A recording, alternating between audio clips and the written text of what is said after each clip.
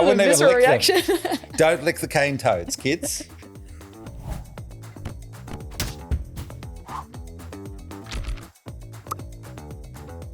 Hello, Budgie Gamawara from the Gadigal Lands here in Sydney. It's Startup 360. I'm Simon Thompson and I'm Angela Campbell. Great to have your company this Friday, the last one of November in 2025, which puts it down to 27 sleeps to Christmas. Oh. Don't think about it too much because it hurts. I'm excited. How's your week been? Fun? Hot? Been fun. It has been warm. We've had some funky weather happening, but my dad is here from Europe, so it has been full of spending time with family, which has been amazing. So very happy about that. Has Dada Campbell been taking you out to restaurants and things like that? We have gone to a few. Excellent. Tasting my way through Sydney, which has been very good.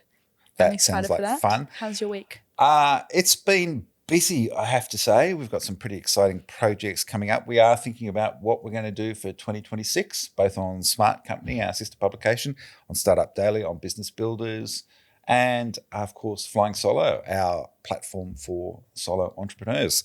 But we have someone amazing on the show today. Do you want to tell us a little bit about our guest coming to us live from Melbourne?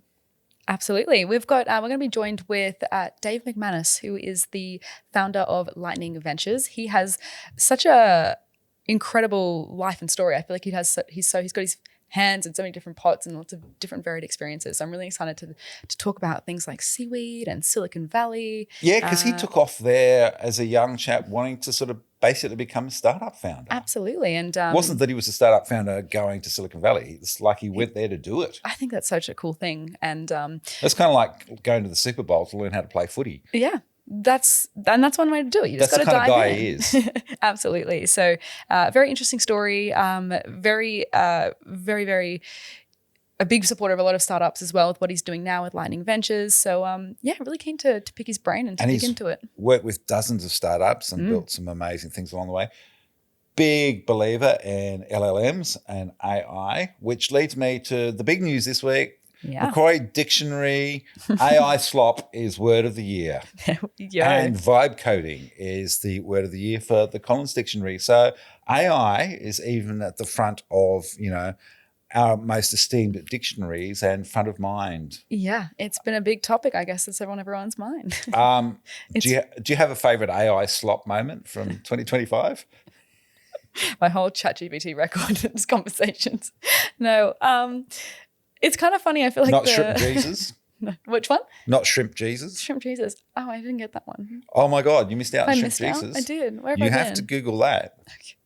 Not now. We're not going to sort of stop talking from it. But my one was the Velvet Sundown, which was this AI slop and roll, I'm calling it, the music genre, on Slopify, of course, streaming platform.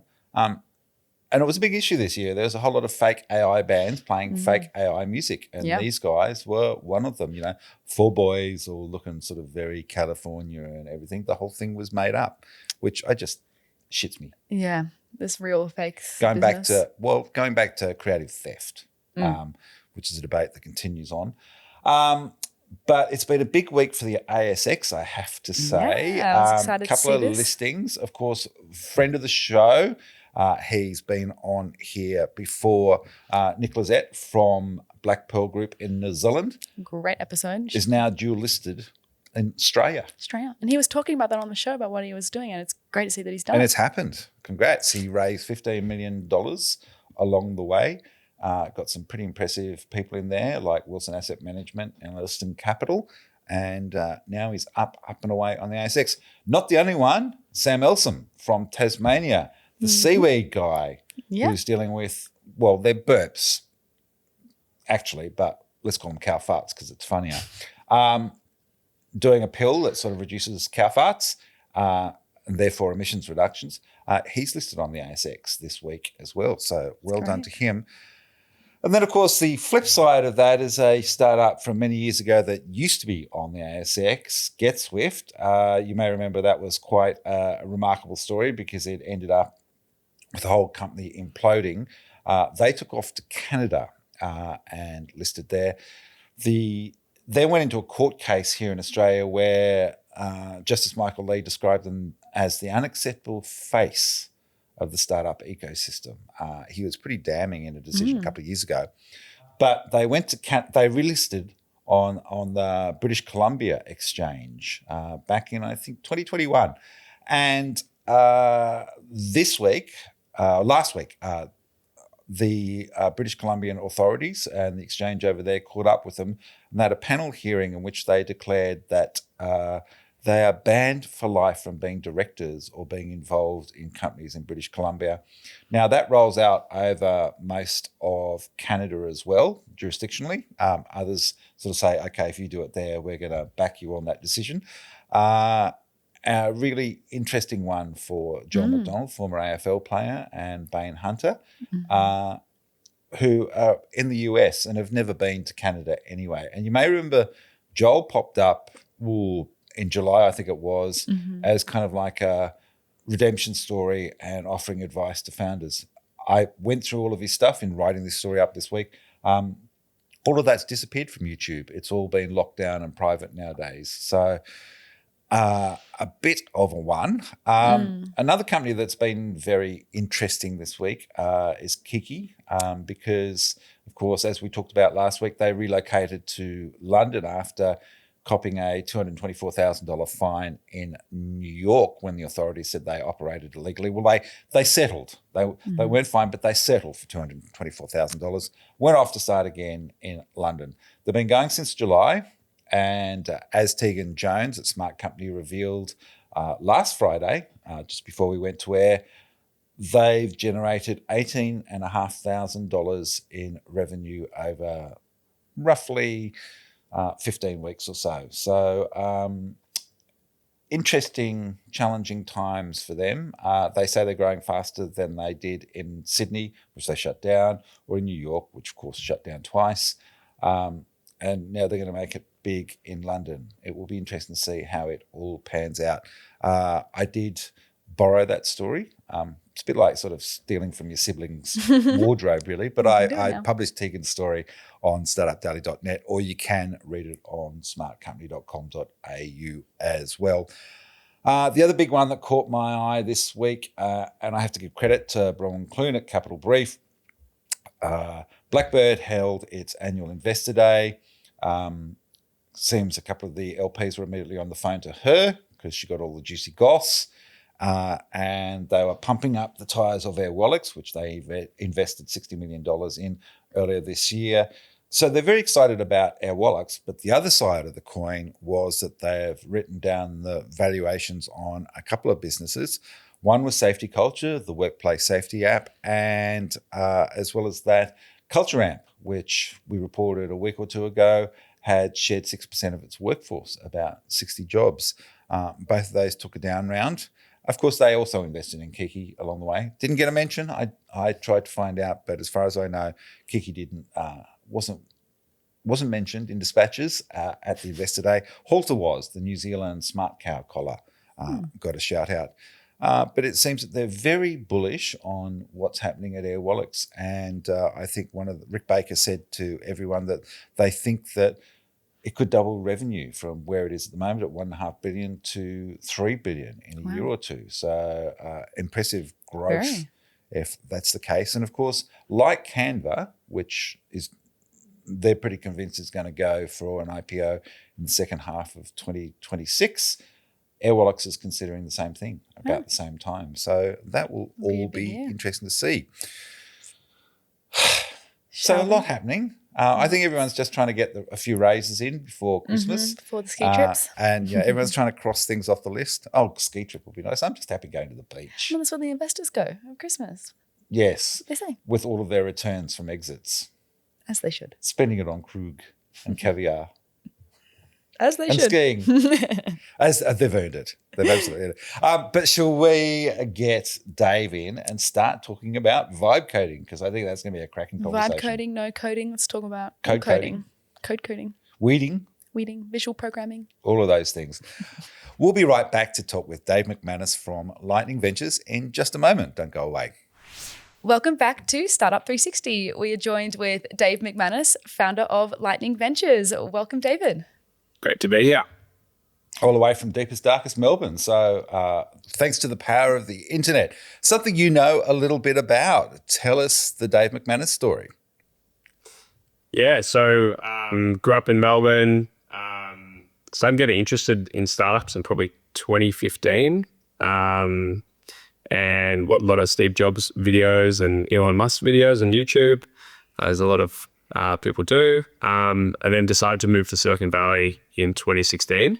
Had the concept for my first startup, which is basically connecting the food system to the healthcare system, basically using food as medicine to treat a bunch of conditions. And so, moved to Silicon Valley in 2016, worked for a couple of years with a bunch of different companies, big and small, like North Face, Procter & Gamble, and then a bunch of little startups as well. And then decided to jump out and, build what became 2Key Health, which is a digital healthcare platform.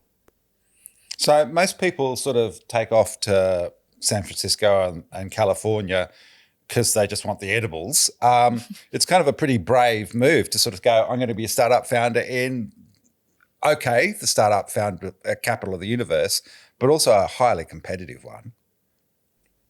Yeah, I mean, my mindset at the time was I want to learn as much as I can, and being around the mentors that I could get access to. And at the time in Melbourne, I knew I actually didn't really know what a startup was, to be perfectly honest, in 2014. And then I just went the whole hog and moved to San Francisco. And so I learned a lot. And I was really lucky. I had so many great mentors and, people who'd done incredibly well. And I think the Bay Area is very open and accepting of people, especially if you're having a go. Like, it's amazing.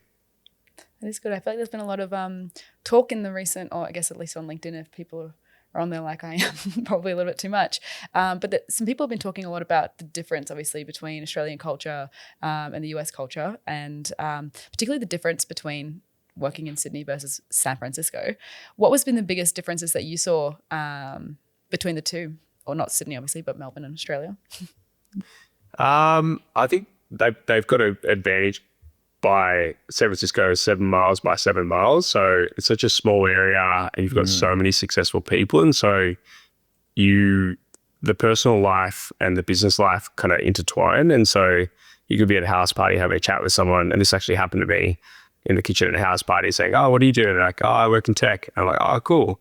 Anyway, turns out that guy was the co-founder of Weebly that sold to Square for like 300 million. He was like the most modest, humble guy. And so, you get the opportunity to meet incredible people. And I think being a founder and exiting for a lot of money over there is it's not that much of a big deal because it's happening a lot. Of course, if you're Mark Zuckerberg, then it's a big deal. But I think that's part of it. They've had a lot more reps and there's a lot more talent over there. And so it's less of a, oh my God, this person's a god. Yeah. Absolutely. I'm just thinking back to 2016. Malcolm Turnbull had launched NISA, the Innovation Nation, as we called it, the innovation policy. LaunchVic, I think, was just kicking off at the start of that year. Air Wallets had only just begun. So it's amazing when you think, when you came back, what was it like to be part of Melbourne again? And what did you feel you brought in returning home from that experience in San Fran?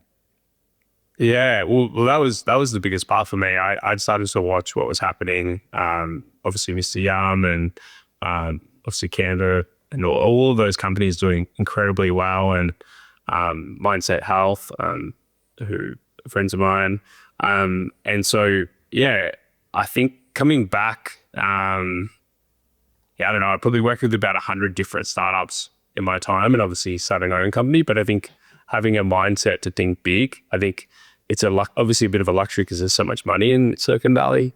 But there really is like that counterculture, like we're gonna change something. And so I think I definitely brought that mindset with me home, and still kind of obviously keep in touch with a lot of friends from SF. That's incredible. And you made the tough decision to shut down Tukey Health in the end. Can you take us through a little bit about that experience and sort of how you knew when it was time and coming back and what that was sort of like? For sure. Yeah, I read a Medium article in the postmortem, actually, if anyone wants to check that out. But yeah, I think for me, I didn't raise any money. So all of my companies so far, I've never raised any money. And I think going into the healthcare industry in the US as an Australian, and then also starting a startup that I'd never done before, was a massive effort. And I think I realized that one, the juice was not worth the squeeze in terms of the business opportunity. I don't think I was solving the right problem. So even if I had have kept going, I wouldn't have fulfilled, I guess, my mission with how I was doing it. And then two, I don't think I was equipped, both obviously the skills at the time and I think the capital, because we eventually, some of our clients were actually hospitals. So we had Stanford Health, we had UCSF, we had Cornell Wheel on the East Coast, New York. And so, yeah, it started, there was obviously, high risk, right? We had real patients on the platform. And I think for me personally, I didn't feel like I was equipped to run the company. I didn't have the capital, the team and resources I need. And so I decided to pull the pin. Yeah. So was the capital aspect and not taking on any venture funding a conscious decision, or you weren't sexy enough for them, or what was the mindset around that, given that you have bootstrapped the entire 10-year career in startups? I think at the time the appeal of the, I don't know, $3 million business a year was just not very appealing to venture capitalists. They want, 200 million, 500 billion. And so, I don't think it was a VC backable company in the first place. And then I would say I didn't really have the experience of raising money at that time. And so, maybe if I went back, I could maybe do it now. But yeah, at the time, I didn't really know a lot about raising money. Well, I think no one knew a lot back then. But the other thing I wanted to ask was, of course, you did spend a couple of $100,000 on coding and engineering and learned a few skills along the way. Tell us about those and what you taught yourself. Yeah, for sure. I mean, I started off in kind of, I guess you'd call it growth hacking. That's kind of my background. So I've done a lot of work in that. And then I came into, I guess, product management at the time, where I had some experience, but I could argue a lot of experience. And so, I had to learn about everything. I had to learn about the entire tech stack, to go into the database, change things, all of the API calls. And so I had to get my hands dirty, especially when every single cent was coming out of my pocket, funding the company, which I started another company, which was like a consulting company to work with startups that funded the healthcare company. And so, I had to become really technical. And that's kind of part of my mission today is, like, anyone who wants to start a company, like, you have to really understand the fundamentals of what your technology does. And otherwise it's going to be really hard to grow your business. Well, I'm just going to throw in here, because I loved your LinkedIn post yesterday. As maybe some of our listeners and viewers know, the Bureau of Meteorology has spent $96 million on rebuilding its back-of-house tech stack, as well as, of course, what we all see and use on a daily basis. But as you said, Bond broke it down to 4.1 mil for the front end, 79.8 mil to Accenture for the core build, and 12.6 mil for security testing before its October launch. Big Four name equals Big Four price tag and zero quality. All right, I've put the ball on the ground, just tee off. Yeah, I mean, it's insane. I think part of the reason why I started my current company today, Lightning Ventures, is because innovation's not moving fast enough, and we wonder why. I think part of it is, just layers and layers of decision making, and the bigger the organization, the worse it is.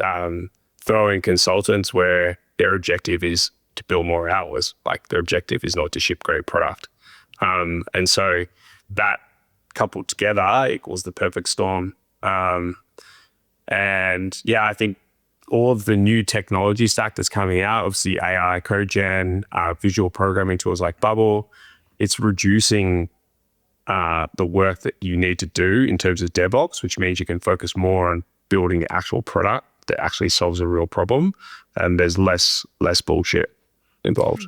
So do you reckon a couple of guys from the bomb should have just got on Bubble and done this job? Yeah, probably. At least the front end. At least the front end. Well, maybe we can touch on that. I was going to say, I Bubble feel like, would enjoy that. Yeah. Your story is such an interesting one because I feel like it's that epitome of, one door closes, another one opens. I'm really interested to hear a little bit about that story about starting Lightning Ventures from your experiences off Tukey and kind of where that's led you to now, and touching a little bit more on that mission you just shared a little bit about. Yeah, for sure. So at the time when I was running Tukey, I couldn't code. I could understand. I tried to learn coding probably 5 times. So I know that some of them. Yeah, so many Only times. 5, luxury. So yeah, I remember being at a cafe in San Francisco learning Python and JavaScript, and it's like, but if I had to look at all the code, I couldn't understand every single detail. And so when I shut the company down, one of the key insights I had was I need to become self-sufficient and to be able to build things myself.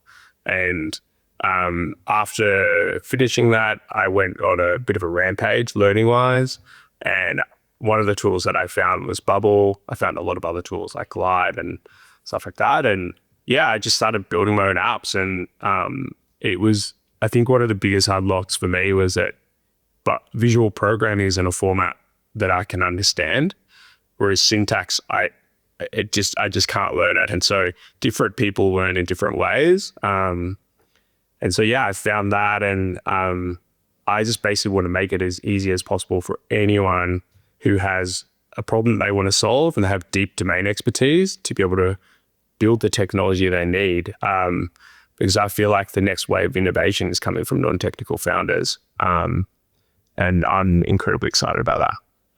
I couldn't agree more. I feel like the democratization of tech is such a powerful thing that's really going to reshape our ecosystem and who's building in the future, which is an incredibly exciting feat I think we have ahead of us. I wanted to hear, your thoughts, because obviously now it's getting even easier. A lot of people have this debate, AI versus no code versus both. What's your take on that? Yeah, I think AI is an incredible tool and it's great. But I think if you don't understand, AI is basically part of the way that AI works is, as you know, like if you can't ask the right questions, then you're only going to get a certain result. And so I still think that there's a place for visual programming to understand the fundamentals. And I think it really depends on like what medium do you learn. And so I guess contrary to what other people say, I don't think that AI is going to be incredibly can do everything. I think it's amazing for task-based things and it's getting better and better every day, but humans need to know the fundamentals of what they're building. Because if you're building a house and the foundation's like centimeter off, house looks perfect, looks amazing. But then what happens when an earthquake comes and just shits itself. So the same is with software, the details matter. And I think that's why anyone who we work with, I really want them to understand the fundamentals so they can ask AI better questions. We use AI all the time. Yeah. That's when the AI comes back to you and says, oops, sorry, my mistake. Would you like me to build a house again? Yeah. Or, hey, I just deleted your entire database. Is that okay? Yeah. It's so true. So for a founder who has no experience or maybe has done a bit of vibe coding and has been building their venture for the first time, what decisions, what's the difference in I guess in a clear sense, why you would go on vibe coding, and when's the ideal time for them to make the switch to something a bit more substantial? Is it security concerns that we're worrying about? What are the sort of factors that people should be taking into account? Yeah, that's a great question. I think I think it depends. If you want to use vibe coding, like you said, you definitely need to understand the security aspects, what data is actually going to leak the server, who has access to your database. And that's one of the key issues that a lot of founders who you don't know what you don't know, right? So you're build me Airbnb and make it secure, and you don't know if it's secure or not. And so, yeah, I think authentication, make sure you're authenticating correctly. You've got security rules set up for your database, API tokens, make sure that they're secure and it's one in the back end. I think that's probably the main thing. I think it is always best to like get a secure, if you are going to buy code, you use Lovable or Vizero. I'd always recommend getting someone who's a software engineer to review it or give you a review on that, because yeah, it's so important until it is. It's so important. I feel like it's something that a lot of first-time founders don't realize, because you don't really get out of the bus when something big like security breaches come out and you can't really go, oopsie, my bad. I would just vibe code it. It's not really, it doesn't really cut it. Well, it's like if you don't check the tyres are inflated on the bus and you haven't made sure that all the nuggets are screwed on and all of that. Yes, there are moments. Do the brakes work? Yeah. I know. I think one thing that needs to be said is that you may get to a certain stage, but the more complicated product gets, the harder vibe coding gets, because it's kind of like, my analogy is like dropping a bomb to build a door on a house, right? Maybe you could do it like 1 out of 100 times, but it's not precise. It's the wrong tool. Like written language is the wrong tool for that, for intricate details. And so it's important to note that if you are going to vibe code something, you ship it, you're going to be up for like a React engineer for $200 an hour, right? Once you start getting into it. So you need to understand the true cost. It may be cheap now, but won't be cheap for the rest of your time funding your company, and that's going to impact your own way. But you obviously saw the opportunity, because let's go back to 2022 when you launched Lightning Ventures. You've built more than 60 apps in that time. You've used the large language models along the way. I know, and everyone's probably missed it this week, but you're doing a cracking webinar on AI for product managers to help people understand a little bit better what's going on. And you've done everything from an AI nonna. I love that idea. I wonder if she just goes, come on, you need to eat more. You need more pasta. Come on. Mangiare. Even an event agent for pets. So there's a lot of fabulous and fun things in there, but there's a very serious intent that you're also talking about in all of this. What was the opportunity that you saw, putting aside sort of, bombing the door, that could actually transform being able to ship a product for a founder? Yeah, I think the biggest thing that I saw was like IKEA, right? Most people, and this is before Ireland, the code gen tools had started to come out, but the way people build software, like in all agencies do this today, they go out, they find the tree, they chop the tree down, they hack the tree in half, and they hand whittle all the pieces for the chair. Whereas the new model, the new way of doing it is authentication out of the box. Bang, click, clip, bang. Pieces, assemble a chair. Chair looks pretty much the same, does the exact same thing, it's hosted on AWS, exact same infrastructure that your custom coded dev's doing, without headaches, like 1/10 of the price, and you get it done. And so for me, it's the IKEA model of software development, which is really exciting for me, because I have so many ideas all the time. I want to prototype, want to build things, and it means that I can create a prototype really, really quickly. Whereas you have to set up your environment, you've got to set up all that stuff. Even though that's getting easier now with vibe coding, it's still, in my opinion, a pain in the ass. I love that Dave's so bloody good at vibe metaphoring too, because the way you describe it, mate, it just makes perfect sense. This is what Dave's really good at. He's really good at explaining complex technical things to anyone. I find because I'm the kind of person, every time someone says Python, I think they're the ones that are bigger than the snakes in the lolly section. Yum. My head goes there too. Speaking a lot, I guess we're talking a lot about prototypes here, and we're talking, even though we're talking about hosting and on AWS, a big thing that I think a lot of people misconceive about no code, or maybe this is a myth to bust, is no code actually scalable, and have we got any proof cases where that's actually being the case? Yeah, it's a great question. Well, I was actually in London, and I met up with the founder of Bubble, Manuel. he had mentioned that Bubble had processed $1 billion in Stripe transactions. Wow, that's insane. So $1 billion, and that's only Stripe. There's other payment platforms that businesses are using. There's ChargeFee and all that. And so $1 billion says to me that there's massive companies scaling and running production. There's 8 million apps built on Bubble today. I think Dividend Finance has processed $1 billion of value on their platform alone. Probably not through Stripe. But there are massive companies being built, and Shopify uses Bubble, right? You're thinking, why the hell would Shopify use Bubble? Well, it's because they don't want to take their production engineers off for a little internal tool. Like, why not use something that's quick and fast, empower their business users? Seagate, one of the largest hard drive companies, uses Bubble. It's a pretty huge, like L'Oreal, Danone, like huge companies are using Bubble. There we go. Myth busted then. There you go. I want to talk about seaweed, which sounds like a very interesting pivot to the conversation. But side hustle, I reckon. Side hustle. Tell us about you just the like seaweed swimming game. out to see it. 100%.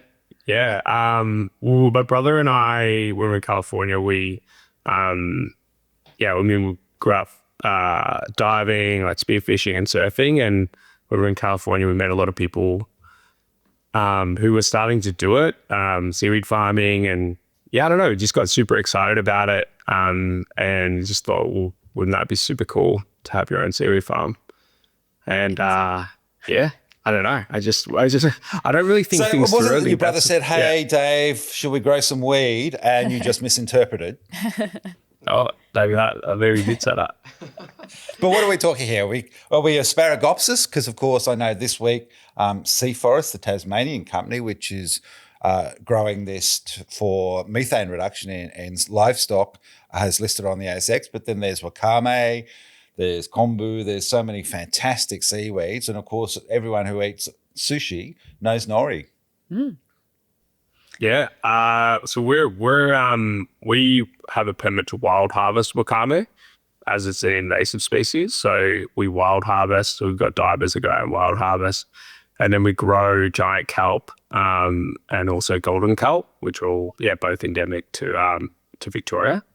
We're focused on food products. So we've got a econ brand called oceangreens.com.au if you want to check it out. And we've got a really cool little furikake blend that we've created. It's very yummy. And then we'll also be creating like a smoothie blend and for coordinated supplements. There we go. You need to get, I feed my dog Goose a seaweed supplement. So I'm thinking, David has a beautiful golden retriever as well called Eddie. So I'm thinking you have a good opportunity to go down that line selfishly because I want more. So you want the pet food seaweed? Yeah. So just explain to people who are sort of thinking, and you know, I suppose a few people have got used to the nori snacks because you can buy those little packets of them now. The health benefits, what they do, why we should be eating more of it. Aside from the fact that, yes, we do grow highly prized seaweeds that the Japanese absolutely adore in terms of the kelps. Yeah. It's incredibly nutrient dense. Seaweed's the number one carbon sink in the world.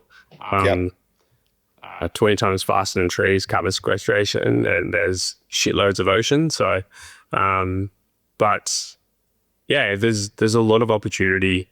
I think even just domestically, like seaweed extract products are, ice cream, cosmetics. There's right now pharmaceutical trials on cancer with Fucoidan. There's a ton of applications. I think the demand in Asia is really, really high, especially for seaweed from Australia, where we've got some of the cleanest waters in the world. And it's cool because wakame, kind of when it really gets cracking, grows like more than a centimetre a day. So if you think about it, that's a metre every 3 months. 4 metres long seaweed in a year. I did not realise it was. They're incredible, extraordinary stuff. And kelp forests are just brilliant. And if you ever come across a seal, once you realise it's not a shark, because for a minute there you're shit scared, but then you sort of see that it's a seal and they're curious and fun and having a great time. There we go. You had those moments? Yes, 100%. And yeah, fun fact, sea urchins are eating a lot of the kelp, Yeah. both in California and also Australia. And so, yeah, there's a need to kind of rewild kelp supply. So They've become a big issue down in Tassie, which is why I'm a huge fan of eating sea urchins. Uni. Uni. Yeah. Yeah, I hear it's a bit of a delicacy. It's good. Well, it's a bit of a pest. It's So pest it's now. kind of It's like, probably it's like delicacy. eating your own, eating cane toads, although I wouldn't recommend Don't that. say that. Oh, I I have a wouldn't even visceral lick them. reaction. Don't lick the cane toads, kids. Oh my lord. There's some quotes on this show that I just never thought I'd hear. Yeah. And that's got to be one of them. I'm interested to hear your take, David. You obviously work with a lot of first-time founders and non-technical founders. What is a part of the building, the product phase or bringing a product into the world that founders often overlook or they make mistakes in that you think founders or you can help tell other people to avoid, I guess? yeah, I think I also made this mistake as well with my first company. I think first-time founders are very product obsessed and they want to build and build and build. And so I think some of the most important things early on as a first-time founder is sales, sell, and where you can pre-sell. And I think that's really difficult because there's that imposter syndrome and you feel like, not sure how could I take someone's money if there's no product. And but ultimately that's the most important thing. That's the only customer validation is getting prepayment for your product. And so that's the number one thing that I advise startup founders. And then create productized services. And so I've got a bunch of kind of case studies. One of my friends who founded Rostify is now 60, 70 person company. They started off on spreadsheets and productized service and scaled it out, right? They got the Super Bowl, the NFL, and so you don't have to have this whiz bang software to start with because it's way easier to build a company getting pulled by customers versus pushing your features to customers. So yeah, it's probably the number one thing. And I don't know, design and user test as much as you can before you go into development. And what about listening to the customer? Because often they tell you things that they think they want, but often their wish list is not one that they're prepared to put money on the table for. How do you balance that out as a founder? Oh, you get the money. No, I'm serious. You get the money and be because ultimately, this happened to me with dietitians, right? And they were like, oh, well, we really want this. And then you go and you build it. They're like, I'm still not ready to pay. And you're like, what? So yeah, the only way to find out if someone truly wants something is, cool, pony up the money. We'll give you a discount if you pay up now, 3 months in advance, money back guarantee. Now, obviously, that means their risk is gone, your risk is gone. If you can't deliver on that promise, give them their money back, and that's it. Move on. Good plan. So that's the saying is don't listen to your customers, listen to your market, because it's the only thing you need. That's what they tell you in product school. So it's been 10 years now, this adventure. What keeps you getting out of bed in the morning and fist pumping? I think just getting to work with amazing founders and people who are trying to make a positive impact in the world. That's honestly the most exciting part for me is being a part of somebody else's journey and seeing them succeed. And then also just getting into new space like the seaweed farm and the lab that we've set up for that and the products that we're going to create for that. I don't know, it's just super exciting. And when did you realise that your interest and perhaps your skill base is more sort of den mother / regimental sergeant major for other founders than being, the fully focused founder? I know you're both things at the same time in terms of what you're doing at Lightning, but you're collaborating. I think I've always loved education. I think, I taught at General Assembly and I did a lot of, I think for me, I didn't love traditional education, like high school and university.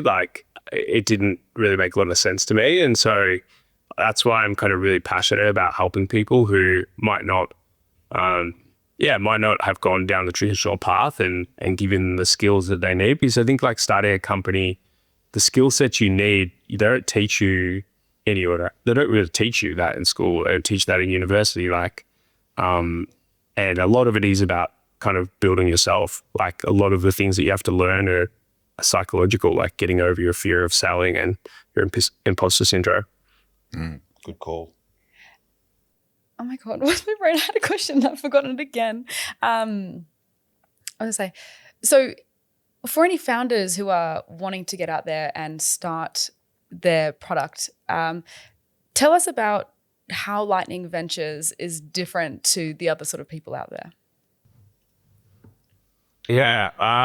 So we've got an accelerator program where founders can come in and we'll work with you step by step. We'll help you around sales and growth, getting your first customers and validating. And we'll also help you build your product from the ground up within 3 months. And so it's a cohort-based program. We don't take any equity.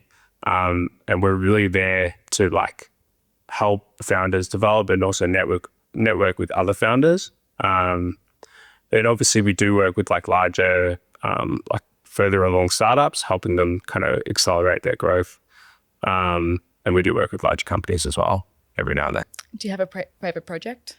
Are you allowed to say? Is that Favorite project? Oh, It's got to be I'm the not sure if AI I'm allowed to Nana, say. surely. Yeah, I know. That's Simon's favorite. I love the AI yeah. Nana. Well, that was pretty fun. I think we were one of us and the founder we worked with. We were actually one of the first people to use that feature on 11 Labs, so that was pretty cool. I can't pick one. Imagine doing Sorry. a Greek yeah. That'd be fun too. He's got your whole product suite sorted. Oh yeah, absolutely. There's endless well, opportunities. anyone who loves their grandparents, totally. This just is a brilliant idea, I reckon. Do you have another question? Well, sure, absolutely. Sorry, I want to hog it. No, you're not hogging it. You go for it.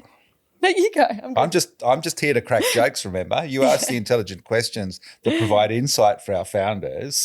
I just talk about weed and licking cane toads. That's my job. Well, do you have another cane toad question ready to go?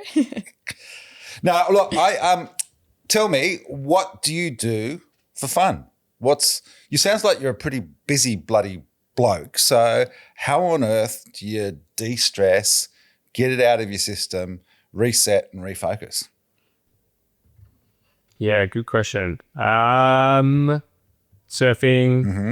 like getting out of nature. I have to get out of nature and like completely disconnect, like go camping. Do a lot of diving.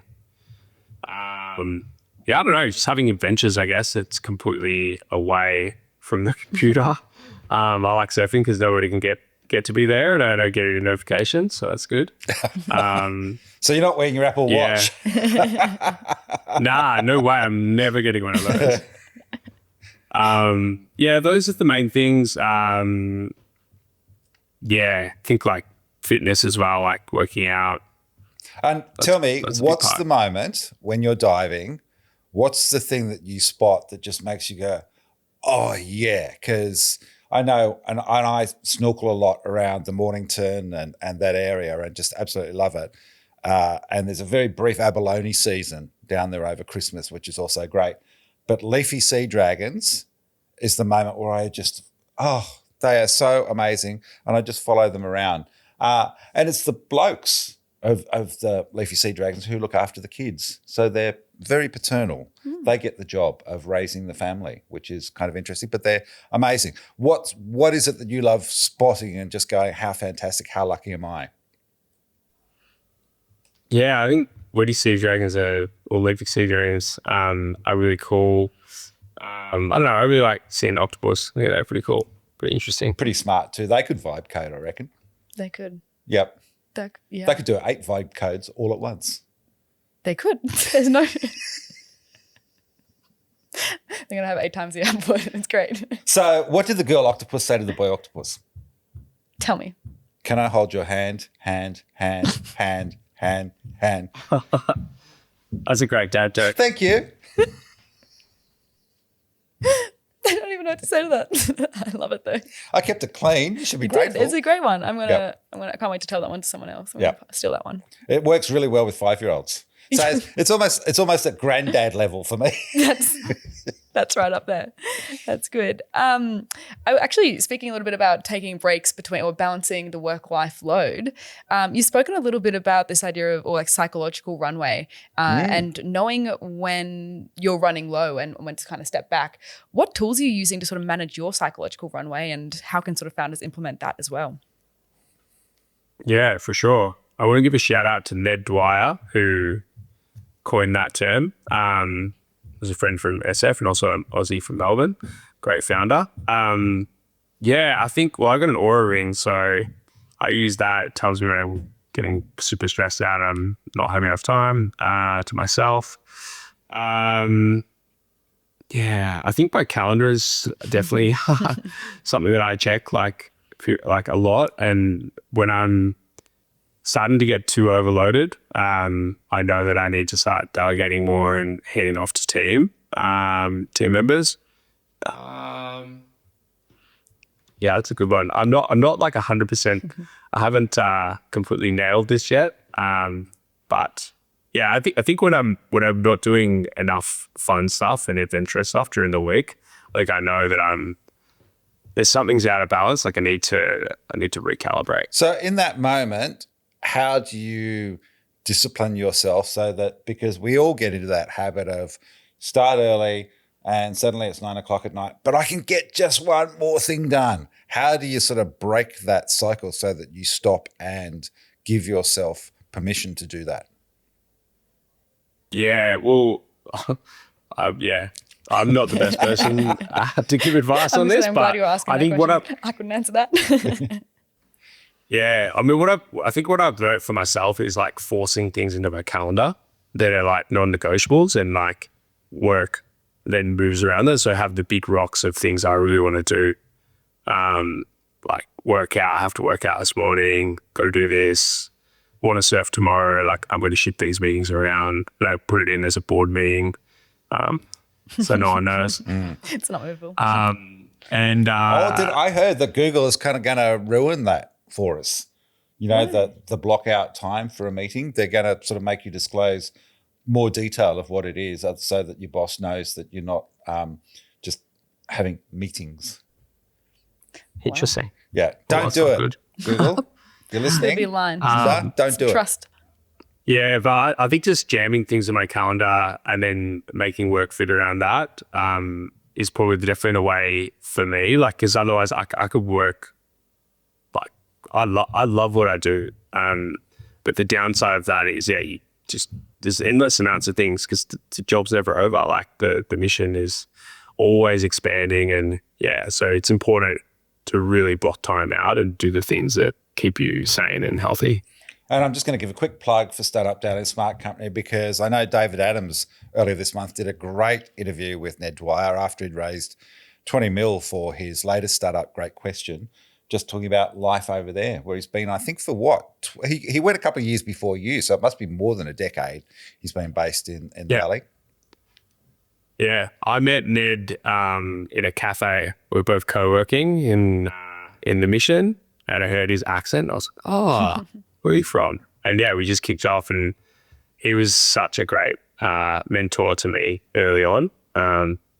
So if you're listening, Ed, love your work. Yep, and a great mentor for everyone if you haven't read this story. So well worth having a look at. Well, my next question is going to be on that very topic. What makes a good mentor?